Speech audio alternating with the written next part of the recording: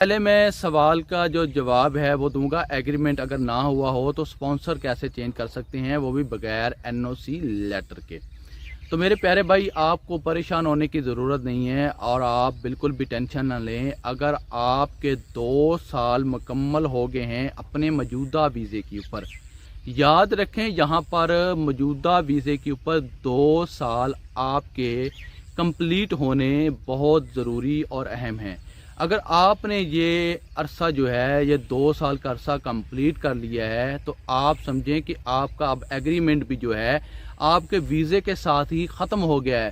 ख्वाह आपका agreement sign हुआ है या नहीं हुआ है, तो आपका जो एग्रीमेंट पीरियड है ये ख़त्म हो गया आपके वीज़े के साथ ही। जैसे ही आपका वीज़ा जो है 2 साल के बाद ख़त्म होता है, अब आप बग़ैर किसी परेशानी के, बग़ैर किसी डर और खौफ के अपना वीज़ा जो है बग़ैर स्पॉन्सरशिप के, बग़ैर एनओसी लेटर के एक जगह से दूसरी जगह तब्दील कर सकते हैं। अब आपको